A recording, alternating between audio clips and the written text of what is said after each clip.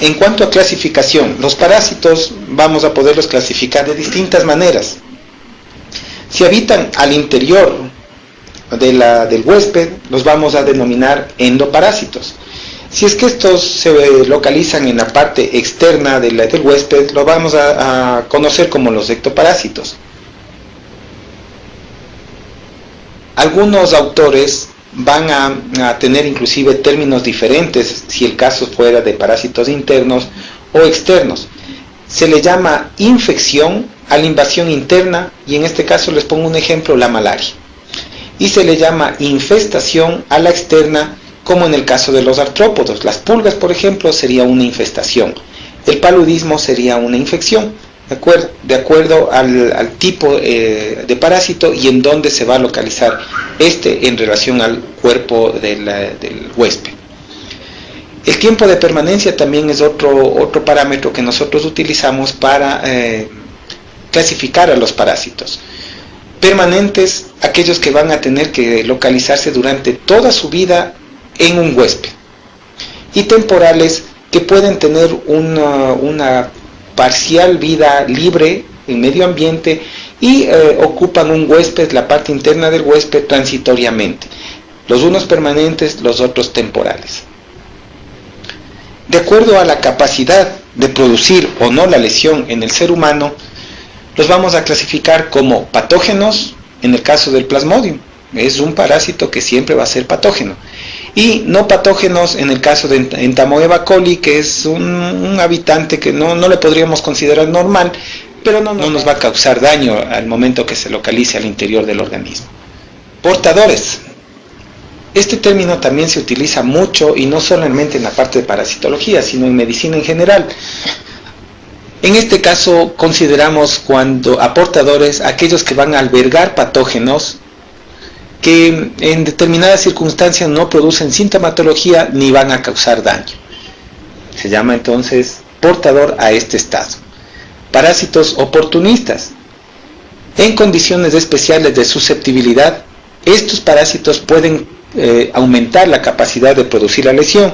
Por ejemplo, en el caso de los pacientes VIH positivos, nosotros comprendemos que su deficiencia inherente o propia de la enfermedad hace que tenga una debilidad mayor frente a patógenos o a microorganismos que normalmente van a producir o no producir una lesión.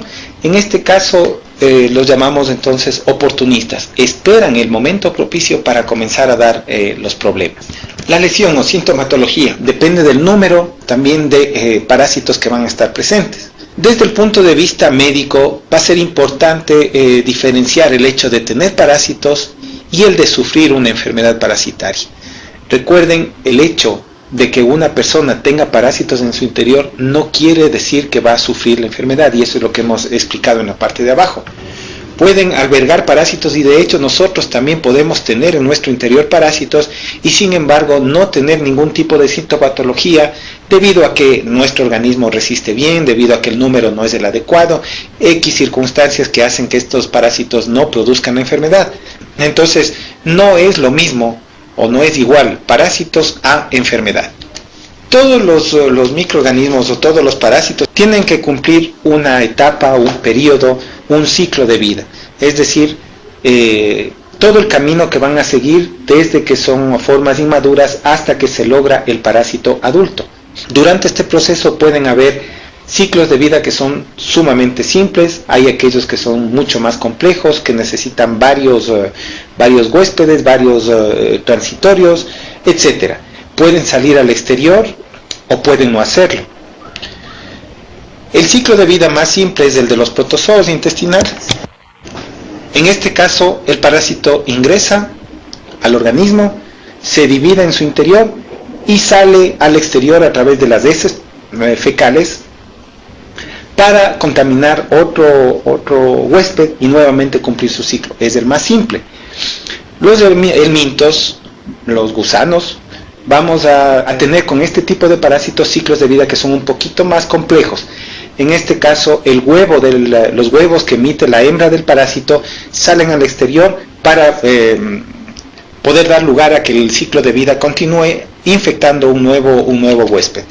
Esta imagen que les traigo como a título de ejemplo, ustedes van a poder notar cómo el parásito es emitido al exterior, el quiste, que sería la forma infectante, es el que ingresa nuevamente por alimentos o agua contaminada, al interior del organismo se reproduce y nuevamente cumple, sale al exterior, ingresa, se multiplica, se divide y sale al exterior.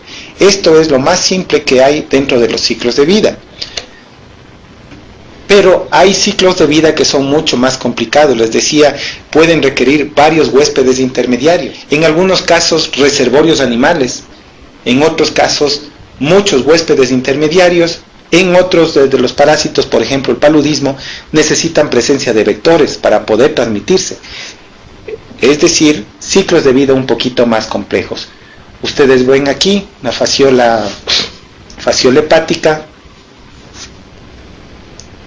que puede contaminar tanto al ser humano como a animales. Sale al exterior, tiene que infectar ciertos moluscos para ingresar por alimentos o por vegetales acuáticos contaminados nuevamente. Entonces, aquí ya tenemos un huésped intermediario. Huésped definitivo, hay que recordar, es aquel donde hay reproducción sexual. En los intermediarios no. Esta es una forma igualmente en la que necesita un vector. Ustedes pueden ver ahí la leishmania, en donde la mosca de la arena, que se llama, o la arenilla que le conocen aquí en nuestro país, pica, transmite la enfermedad y cumple el ciclo, pero es a través de un vector. Mecanismos de acción.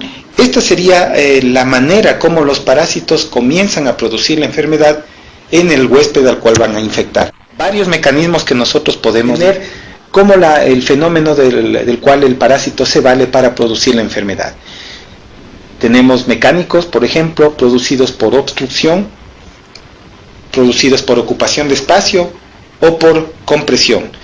Obstrucción, por ejemplo, ustedes ven ahí un Ascaris lumbricoides que está metido, está colocado, aquí lo podemos ver, en el conducto colédoco. Nos puede dar lugar a una sintomatología parecida a un cólico biliar, a litiasis, piedras en la vesícula. El parásito está obstruyendo. Ocupación de espacio, miren aquí. Cisticercos a nivel del cerebro, están ocupando espacio.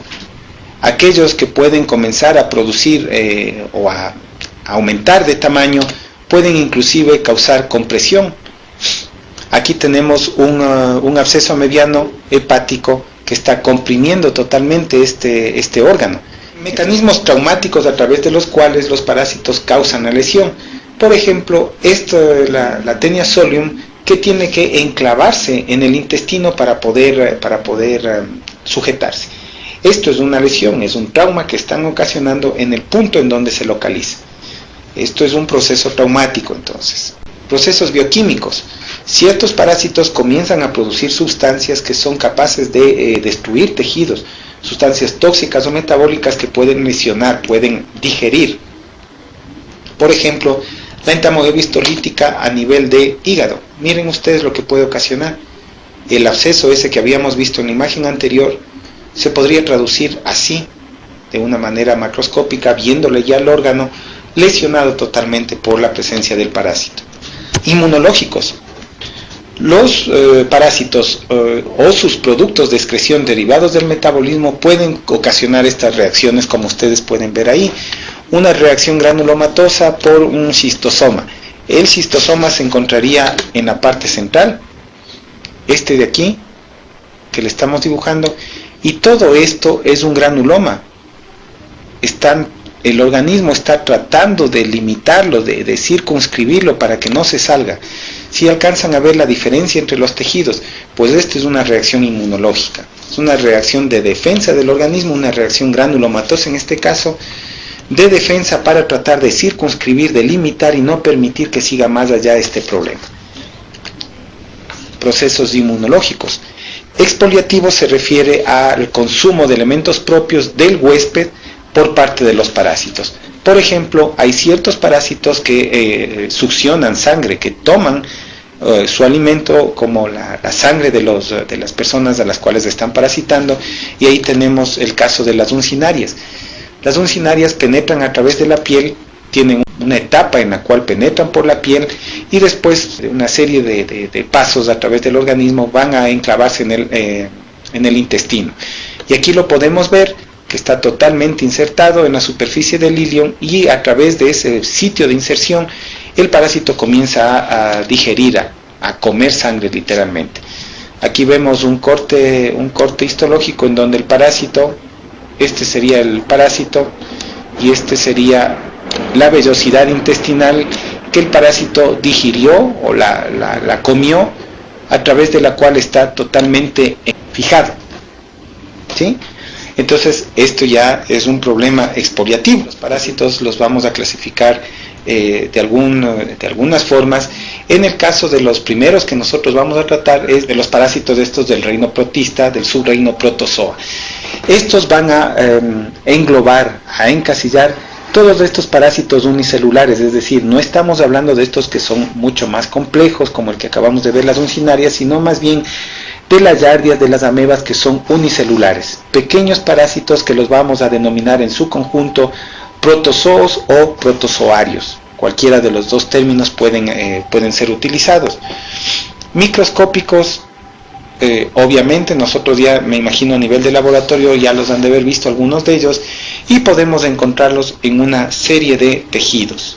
Son móviles en una etapa de su desarrollo, sabemos que tienen una forma vegetativa y una forma quística. La forma mótil sería la forma vegetativa, y en el caso, si ustedes la imagen, es una yardia, recuerden esos flagelos que tienen, y ese característico disco suctorio que se llama, que se localiza en los 2 tercios anteriores del parásito. Esta es la parte ventral, es decir, todo esto es la parte ventral, y esto que le estoy dibujando sería el disco suctorio, a través de la cual el parásito se puede fijar a nivel del duodeno. El parásito en forma vegetativa no es infectante, es decir, cuando hay un problema, una diarrea aguda, un proceso agudo, los parásitos salen al exterior, pero esta no es la forma que infecta, es esta la forma que va a ser infectante, debido a que es mucho más resistente, se está rodeando de una membrana, de un quiste específicamente, y lo vemos, el mismo parásito que estaba antes, la forma vegetativa, esta sería la forma quística como la vemos a nivel del microscopio. Los trofozoitos, la forma vegetativa mótil, va a constar de membrana, citoplasma y núcleo. La membrana va a ayudar ¿a qué? A limitar al parásito. Obviamente, es un elemento protector, y a través de la membrana igualmente va a existir un intercambio, tanto de alimentos como de productos de metabolismo que salen al exterior. Es un elemento muy importante, como en cualquier otra célula que nosotros hayamos estudiado. En el citoplasma nosotros podemos encontrar dos divisiones, o 2 áreas, vamos a llamarlas así: el endoplasma y el ectoplasma. Al interior nosotros vamos a tener vacuolas, las cuales van a contener elementos alimenticios, sustancias que son las nutritivas para el parásito, e igualmente, como habíamos dicho, sustancias que van a ser excretadas a través de la membrana, todas estas. El núcleo de este parásito, o en el caso de algunos parásitos van a tener varios núcleos, eso lo veremos, es esférico u ovoide y se puede localizar en cualquier parte del citoplasma. En cuanto a los organelos que puede contener al interior del citoplasma, van a tener funciones muy especializadas, como ustedes las ven ahí, de alimentación, de respiración, de reproducción y de locomoción. La alimentación a través de ósmosis, es decir, un simple gradiente de presión a través de la membrana, como lo hemos visto, por fagocitosis. En el caso de las amebas, como la vimos en etapa de motilidad, lo mismo hace para alimentarse. Engloba la sustancia la cual va a digerir a través de estos pseudópodos y la lleva a su interior. En primera instancia rodeada de una membrana, y después la cual se va a eliminar y pasa al interior del citoplasma, específicamente este producto. O a través de cilios y flagelos. Ciertos parásitos tienen una boca rudimentaria, vamos a decir, que se llama citostoma. En algunos casos está rodeada de cilios, los cuales, con un movimiento bastante rítmico, bastante peculiar, atraen el alimento hacia el interior. Entonces es una manera bastante peculiar, bastante admirable de alimentarse de este tipo de parásitos. Colas al interior que habíamos visto que pueden contener enzimas digestivas. Miren ustedes una ameba que está emitiendo pseudópodos y está alimentándose. Al interior podemos encontrar glóbulos rojos. Esto sobre todo específicamente en las entamoebas histolíticas cuando estamos hablando de parasitología humana. Una ameba que está emitiendo pseudópodos y va a digerir, va a deglutir a un paramecio que le va a permitir interiorizar a través de este mecanismo de alimentación.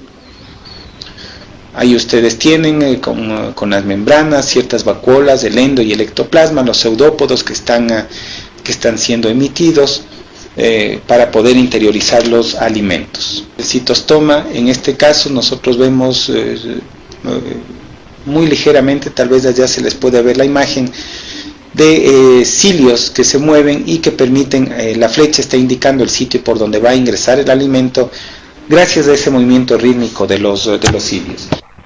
Todos estos mecanismos de alimentación. Residuos se van a eliminar a través de la membrana celular, habíamos comentado, o pueden tener ciertos parásitos un orificio excretor a manera de un tubo digestivo rudimentario, y esto se denominaría el citopigio. Citostoma en el caso de la boca rudimentaria, y citopigio en el caso que sería de la parte terminal, el recto, el ano, muy rudimentario. Citopigio para eliminar las sustancias de excreción. O simplemente se encuentran al interior de esta célula y van a ser liberados cuando se rompa la célula. Esto puede ocurrir también. Respiración de los protozoarios que estamos hablando es aerobia, sin embargo en algunos casos la misma puede ser anaerobia. Un componente especial que existe en los protozoos, pero también en los helmintos, es la tubulina, la cual va a ser afectada por los elementos o los antibióticos, los antiparasitarios. Entonces eso también son mecanismos los cuales la medicina utiliza para tratar de curar este tipo de enfermedades gracias a la afectación específica de ciertos elementos al interior de cada uno de estos parásitos. La reproducción se multiplican por reproducción asexual y muy pocos pueden tener esta reproducción sexual. La reproducción asexual tenemos varios mecanismos. División binaria, en este caso se divide longitudinalmente o transversalmente estas formas vegetativas. Y ustedes ven los epimastigotes de Trypanosoma cruzi tienen ese mecanismo de multiplicación. Entonces decíamos la división asexual podemos tener varios mecanismos. División binaria en el caso de estos epimastigotes, que sería una de las formas dentro del ciclo de vida del Trypanosoma cruzi. Recuerden, Trypanosoma cruzi era el agente etiológico de la enfermedad del Chagas. División múltiple cuando una célula da origen a varias formas vegetativas. Esquizogonia, esto lo veremos en el caso de los paludismos.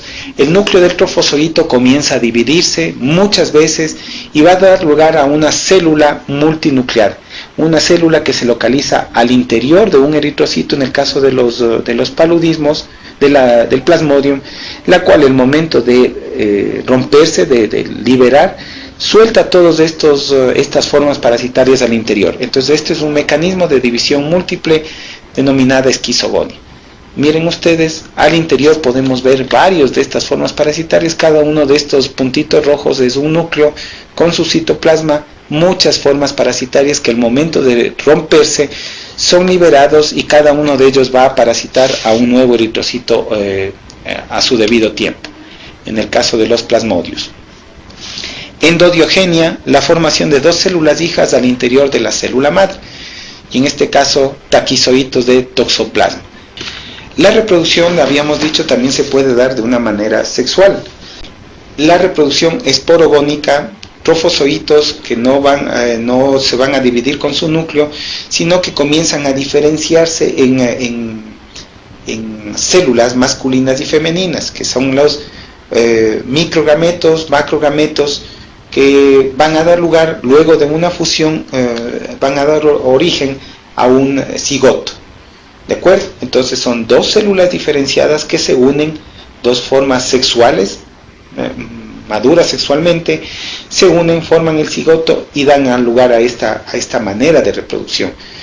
En el caso del Plasmodium, igualmente, a nivel del estómago de un mosquito, esto quiere decir que el momento que nosotros vemos que el Plasmodium se divide, o se multiplica, mejor dicho, sexualmente, a nivel del mosquito, sabemos que el huésped definitivo es el mosquito y no el ser humano, porque en el ser humano la reproducción es asexual. Habíamos visto las